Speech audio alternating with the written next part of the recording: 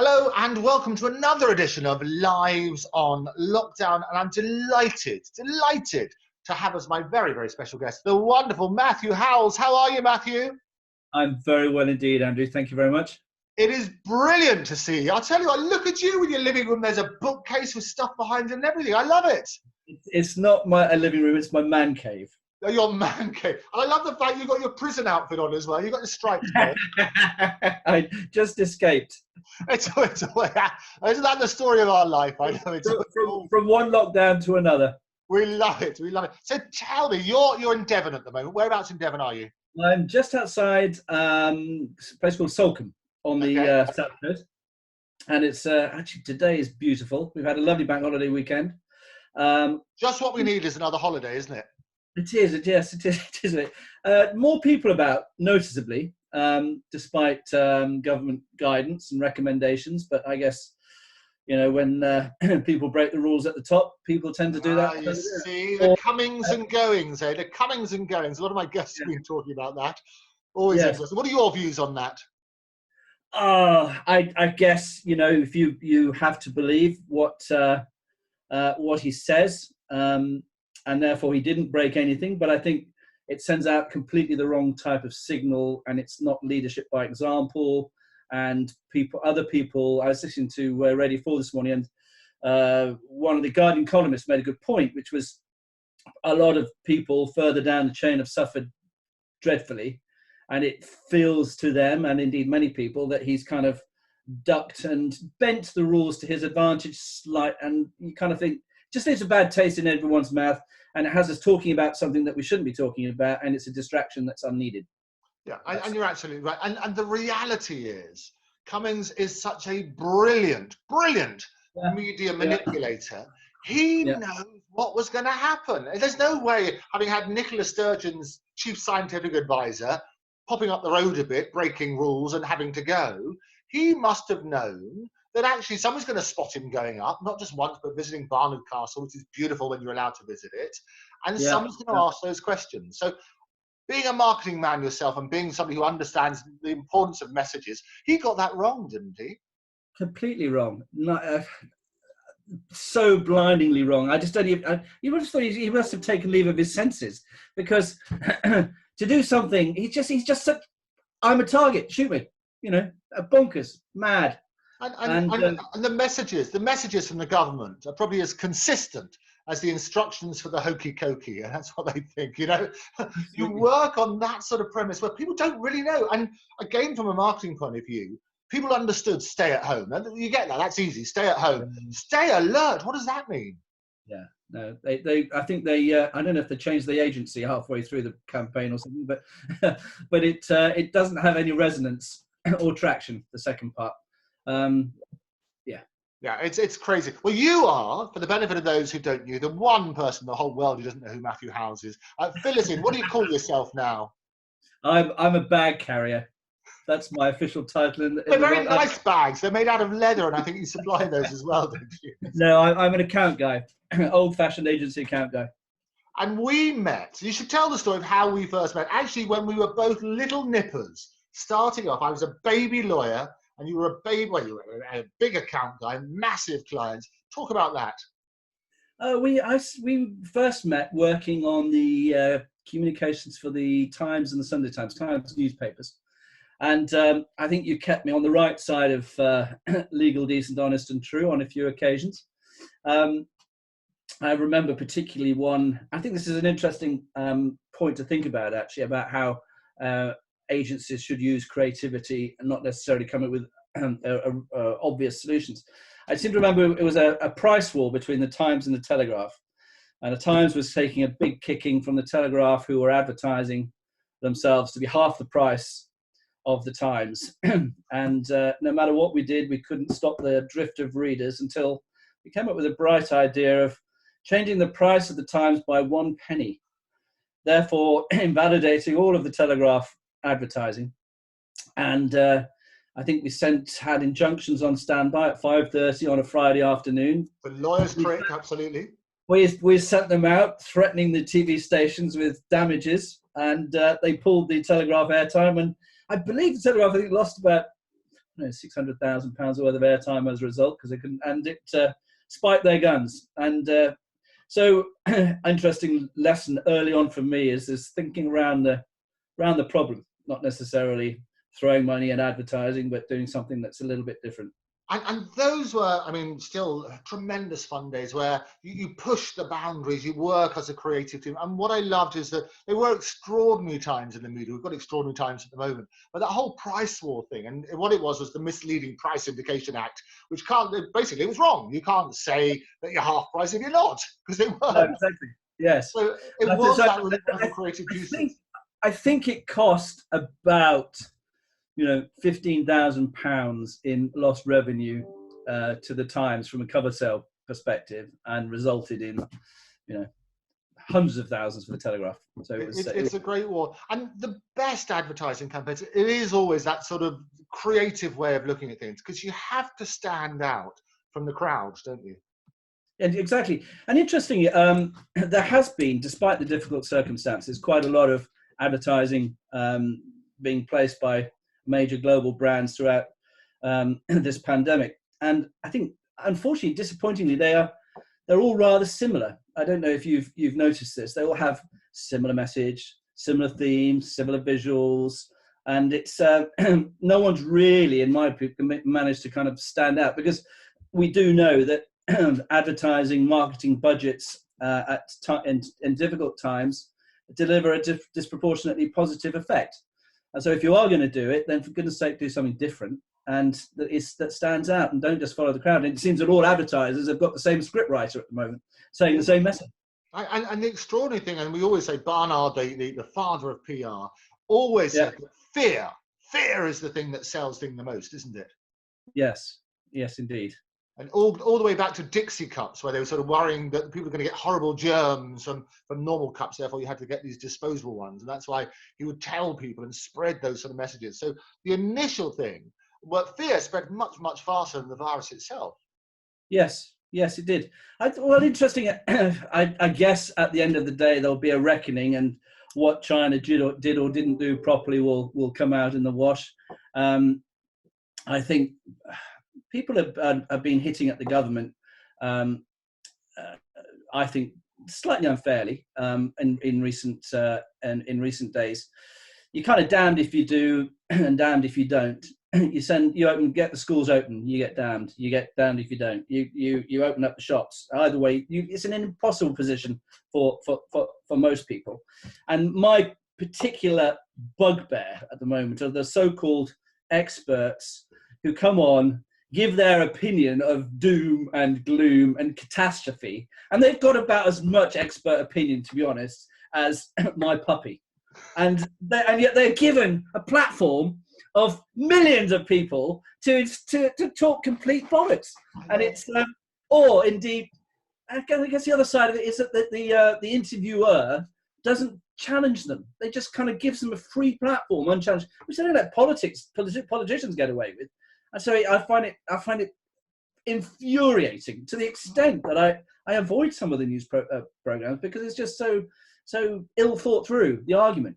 And you're absolutely right. And what's crazy as well, people forget that word, the B word from all those months ago, Brexit, when everybody was a constitutional expert on social media. They all knew about proroguing and all that sort of stuff. And what happened is the same people who were experts on the Constitution suddenly become virologists. So social media is awash with these 5G theories and the conspiracy, this, that, and everything. It's extraordinary, isn't it?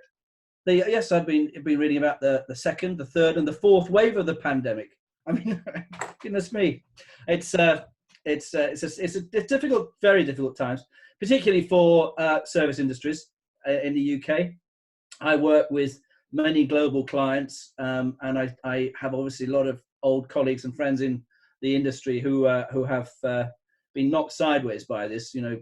Car advertisers, marketeers, travel, airlines, they're all being absolutely taken to task. And yet within that, there are, opportunity and growth for completely the new world that we're all going to be working in going forward. I do wonder whether all of the office accommodation that is currently highly priced in London has a chance of actually renting any footage in the near future, as people avoid close proximity, but also have discovered that you can work quite effectively from home. And I think that's right. What people have realised is that a lot of these services, the online services, the boost, if anybody ever needed it for meetings remotely and things like that, the boost that this has been given gave rise, obviously, to a lot of the conspiracy theories about, well, it was Bill Gates who did this deliberately in his little back garden or something, because those are the industries which are doing really well now, aren't they? Absolutely. Well, and obviously Jan San, as we call it, sectors, PPE. Yeah. And I think there's going to be an interesting change going on as a result of over the last few years, companies have been offshoring from China outside to Thailand and so on. And this has been particularly true of the PPE manufacturers. And what's happened is Apple, the big IT brands also have been offshoring out of China, with the net result that the countries they've been moving to have been sucking their skilled staff out of, particularly say PPE manufacturing, and into iPhone production. So you've got a shortage of labour on one side. So you've got a factory with people that you can't actually recruit in those areas to produce the materials, and obviously huge demand fueled by what's going on at the moment. So I think what we're going to see is relocation of production facilities increasingly out of Far East, Middle East and so on, back to Europe, into Portugal, Spain, northern parts of the UK, which I think is going to change things, because I think one thing that I think we've all seen is that having offshored all of our capability for essential materials like PPE, when come a crisis, you can't get hold of the stuff. And we are going to require to have some basic and strong, reliable production resources on our doorstep or in the United Kingdom. So I think that's going to be an interesting shift. Absolutely. And the way that people are coming back, I mean, on this show, I've had the joys of having the rich and famous, but also everyday folks. So we've spoken to doctors, we've spoken to barbers, we're all getting locked down, all getting very shaggy. You're doing very well. Did Sally cut that for you? No, this was a number 4 done with my dog shears by my son. I don't think I've ever seen your hair so short. I mean, they must have loved that. This is what you have to do with. What have you done? Glorious, so glorious. But what's interesting, and I was talking to a dentist as well, the number one orthodontist of the year, and she was saying, Claire Nightingale, she was saying they have to work out how they're going to operate, because at the moment the government's giving no guidance at all. People have not been able to see dentists for a very long time, in the same way as they haven't. You can't really have your teeth seen to if you're wearing a face mask, I guess. Well, exactly. Oh, I know, it's crazy, isn't it? And you have those sort of situations. But in your industry, with the clients that you're dealing with, I mean, how are they responding to the changing climate? Well, I think you probably look at waves. The first wave was one of incomprehension. The second wave was one of panic. And then the third wave was kind of stoic acceptance. And the wave we're now beginning to build is what is the back to work wave, where people are embracing the new reality, or at least trying to identify what the new reality is, whether that and what it means working, your place of work, how you work, the platforms that you use to communicate with each other, the environment that you work in, how it's made safe and hygienic and compliant, although we're not quite sure what it's supposed to be compliant with. So there's this whole mass of stuff that's going on that people are beginning to work their way through. And it's interesting, I've worked with probably eight international clients, and we've had pretty much a similar brief from all of them, which is how do we prepare for this? What advice should we be putting out? How do we put out this advice? What channels do we use to talk to our existing and potential customers about how they are going to go back to work? It's a very, very interesting journey. Yeah, and as you say, all clients will ask the same thing. So Matthew Howells, for the benefit of the zillions watching this particular channel, what do you say to those clients? Well, it has to be very clear and very simple. I think that most campaigns go awry when you're trying to jam in far too many points. It's a very simple, straightforward advice, and the advice should be given through social media channels. We find that to be obviously the most accessible, and also the most talked about and shared. So if you can get your guidance on opening up your chain of fast food restaurants, it's not just about making sure that your staff are safe in this working environment, but it's also about instilling the belief and security amongst your customers that this is a safe place to go to. Because one thing that is absolutely for sure is that if customers do not feel that that is the case, they will not go into those places. So it's absolutely mission critical that that message is brought across clearly and simply. And that's probably coming back round in full circle, where the government has gone wrong in round two of its public information advice. Yeah, and as you said at the very beginning, it's all about the clarity of the message, which is why it's so good to have communications experts on there, because the message has been wrong, and history will tell people that the message has been wrong. The other thing about history is that we always say history repeats itself. And when you look back at the pandemics of the past, and I've had historians on, and we talked about the wrongly named Spanish flu of 1918 and what happened there. They didn't find any special thing, any special cure at the end. It just naturally died out. And I think what happens is that the trouble is now what people are scared of, and we had Professor Sarah, who was fantastic, Sarah Gilbert, and she was very, very clear as a scientist, and they really got the message right and said, this is how it works, this is how inoculations work, this is what, and so on and so forth. This is why you've got to be careful of a second wave. But what she also said is that actually the concern is if it disappears, we won't be able to find appropriate vaccine because there won't be anybody to test it on. Yes. Yeah, absolutely right. Yeah. Was it, did Spanish flu die out, or was it? Yes, it did. Natural immunity came through, was it, or one or the other? So there was what happened, interesting, because we looked at this and I thought, I'll get some historians on. History repeats itself, so let's repeat with a historian. So I got them on, and we looked at all the pandemics throughout history. So we did the Black Plague, the bubonic plague, even further back with Chaucerian times. But in the Spanish flu in 1918, what happened? It had a second wave. People came out, they did socially distance, they were told to wash their hands and everything. Everybody suddenly relaxed, they came out, and that was the highest reported deaths were during that second wave, because people got complacent. That's what happened. Yeah. There was no vaccine found, and it naturally just disappeared. And what happens, these coronaviruses are not new. The reason it's called COVID-19 was just that was the year it's found in 2019. So what happens is these coronaviruses come round every so often. And they are related. There's all sorts of bits and pieces, and we can learn those sort of lessons. The biggest lesson, however, that we've learned are the real new superheroes. You and I have dealt with celebrities all our lives. They've been product and ambassadors and so on and so forth. The real heroes who've come out are the everyday heroes. Yes. And what I like about that, and it's been encapsulated in two ways. We had, who was then at that stage, Captain Tom Moore, which was great. And it's a real shame that he missed out Major Tom, because I thought that was a real thing.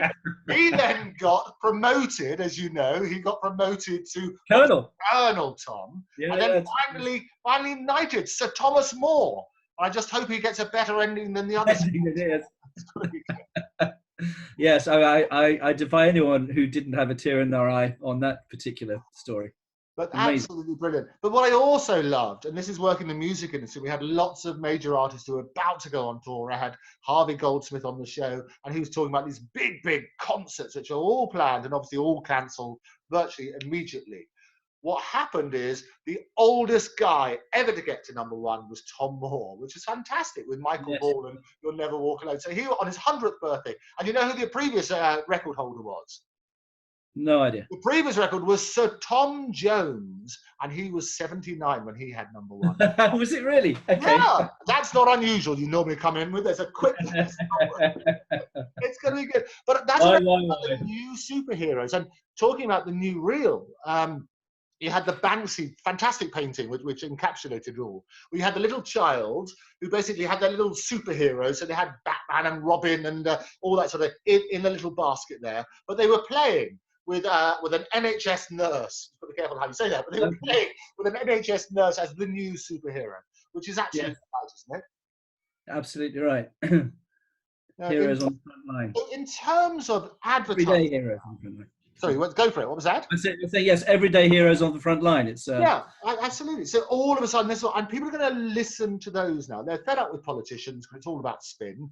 And I did. You were talking about Piers Morgan and the fights and everything else on screen. What happens is it's rather like lambs to the slaughter. And so what happens is every time somebody got sent in there, Piers would have a pop at them. So in the end, they just said, we're not going to send anybody. Yes. And in a way, we do want answers. But what happens when you fudge things with statistics, people forget the human tragedy behind it, don't they? Absolutely. Well, I think this is why probably there's so much disappointment, because I think there was a belief certainly in the early days of this government that there would be a new engagement and a real engagement with the voter. And I think people are feeling not just let down, but victims of fraud almost. That it's the first kind of major hurdle, and the whole thing's come crashing down on itself. Whether this is down to a lack of leadership by Boris or not, because he hasn't necessarily been engaged as he has through his own unfortunate medical circumstances, I don't know, but it feels a little bit rudderless and lacking in leadership. No, and that's the issue. Now, if you were, this is probably an unfair question, but a fun one to ask anyway. So if you, Matthew Howells, the ultimate brand ambassador and client service director, were to be asked by number 10, come in and sort us out, what advice would you give them? Crikey. Very, very, very difficult. I guess you're only as strong as your weakest link, and I think you have to be seen to be doing the right thing. Where they went wrong is there was no mea culpa, there was no apology for doing something that's blatantly wrong. And I think on that basis alone, it's misjudgment. And do you want someone in that position to be leading the agenda as he is? And I think my advice would have been probably to cut adrift, maybe come back in another role at a later time. But at the moment, the longer there's almost a festering splinter in the sole of the government's feet that isn't going to go away until, unfortunately, he's removed from his position. So I guess I would have been far more decisive, perhaps brutal, I don't know, but that's what it needs.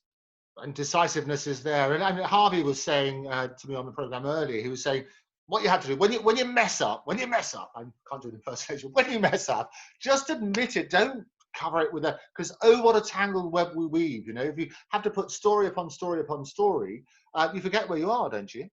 Absolutely right. Yes. So having that sort of clarity, which is interesting. When this is finished and when we're allowed to be released, the advertising world, traditionally, there's a lot of getting face to face. You traveled the world, you're permanently on a plane. I get that. That's how the industry worked. How do you think it's going to change after this has all been? I think it's going to change massively, and not just in the short term. I think, as I mentioned at the beginning of the call, people have learned to work in a different way, and actually a smarter way. Traveling around the world for meetings is not absolutely necessary. It is in certain instances, but probably 1 in 10 of the flights and meetings that are taken is probably absolutely critical. And a lot of that can be done with the new technologies that are currently available to everyone. So I think it's going to be far more localized. I think certain sectors of the marketing community will probably never recover in the way that they have. I mean, if we look at airlines, one of the big sectors of marketing communications, it's, you know, I've seen forecasts of 40% volume recovering to 40% of what it was. You know, that's a very, very different business model to the one that they had, and that will have knock-on effect right the way through the industry. Car, who in the current climate is going to go out and spend £35,000 on a car? It's just not going to happen in the short term, and probably not in the medium term. And off the back of that comes, well, that means that second-hand car values will probably crash as people perhaps return their lease deals back to the finance houses behind the car manufacturers. That in itself is going to create a cascading effect. So I think there's going to be some big casualties, but on the other side of the coin, there will be also big opportunities as well out of this new way of working that we're going to be moving into.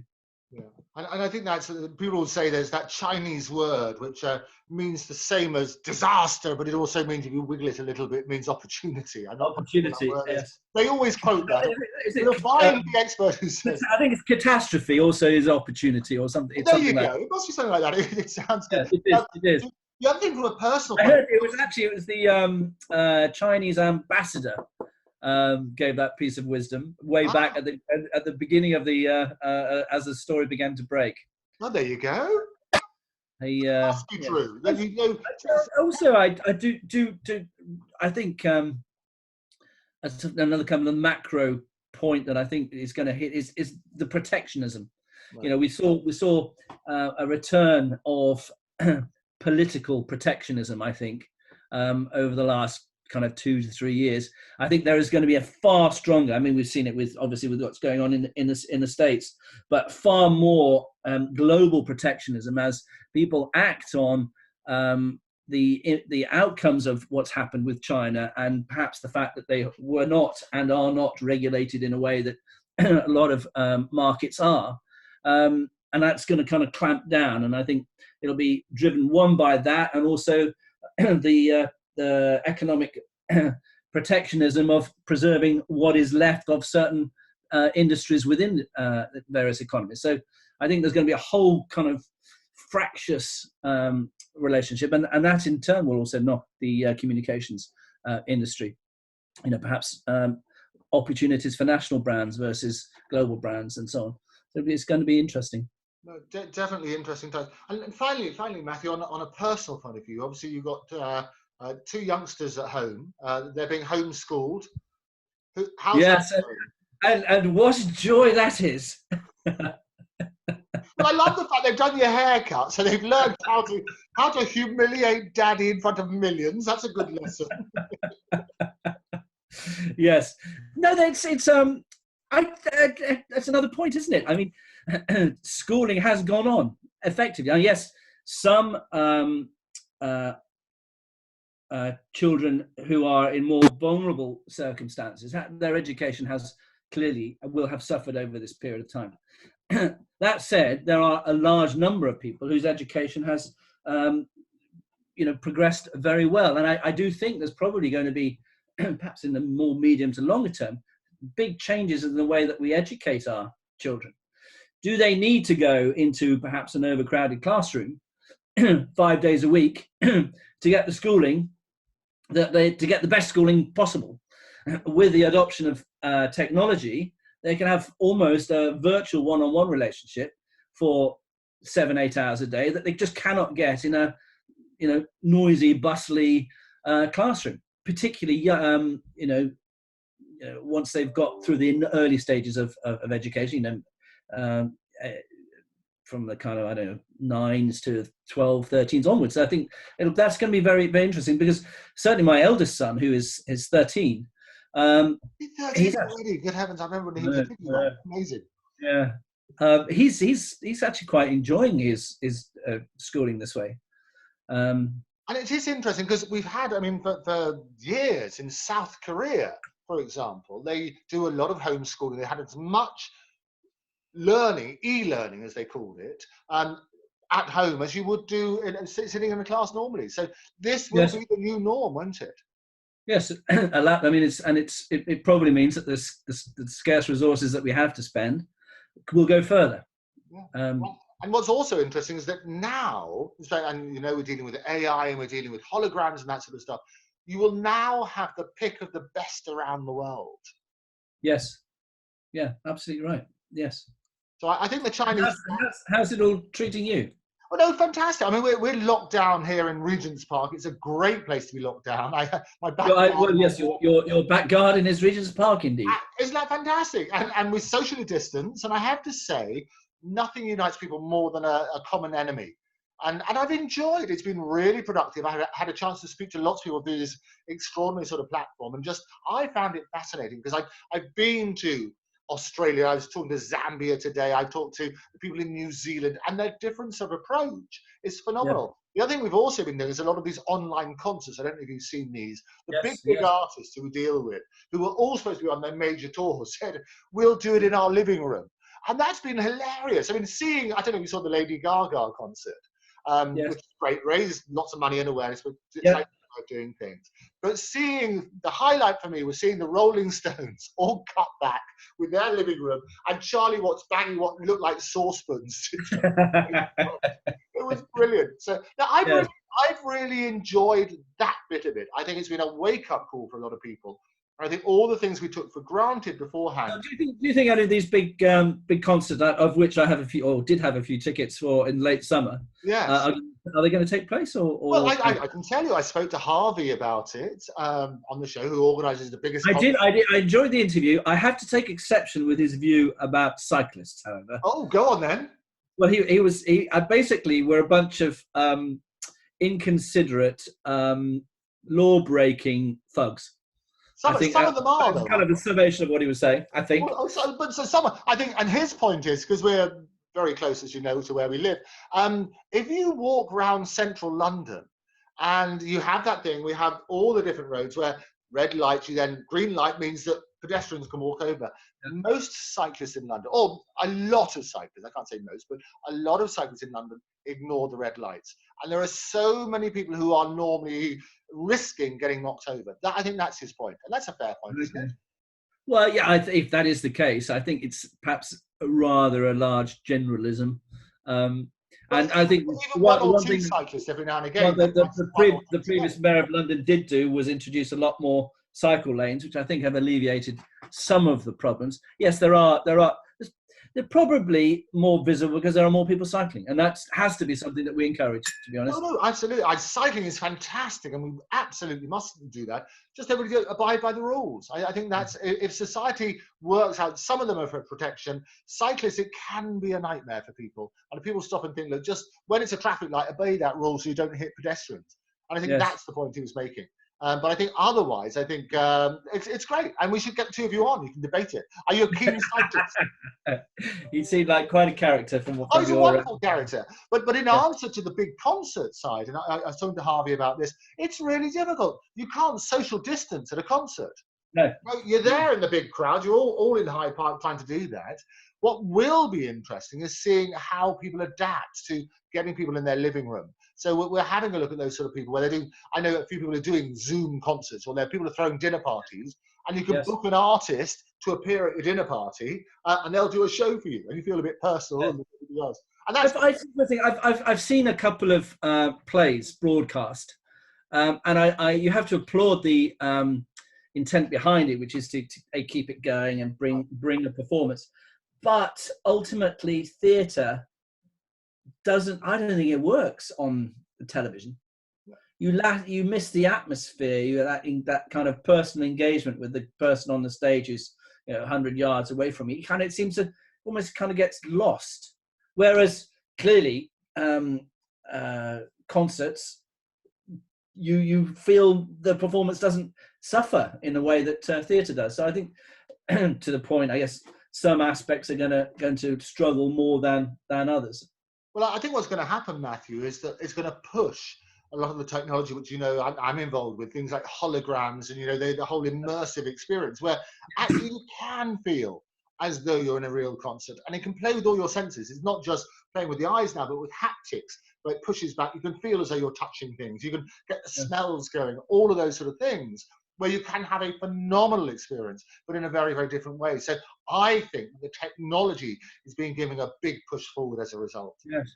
The dark arts of the magic circle strike. Thank you. Yes, it's always wonderful. And I said yesterday, good old Cummings, he should be a member because he's done the best disappearing act ever. He's the only one who's doing. And there's T-shirts now, isn't there? Advertising. Have you seen this man? Yes. Wonderful. Matthew, it's always a joy to see you. Thank you. Lovely. Thank you. Lovely to talk to you, Andrew. And I look love to the family, and we'll catch up very soon. Yes. Take care. And don't forget, stay alert. Stay alert. I'll be as alert as an alert thing. Thank you. Take care, Matthew. Bye-bye. Cheers. There you go. So the legendary Matthew Howells, who's worked at every possible big agency. It's fantastic to hear how different industries are responding, and really hearing firsthand rather than just all the media hype and little sound bites that we normally get. If you do have any comments, do let me know. Write to Andrew Eborn at lol, that's LOL, at octopustv.com. Put the comments in the section below, and don't forget to subscribe to Octopus TV. In the meantime, be safe, stay alert, and I'll see you soon. Take care. Bye.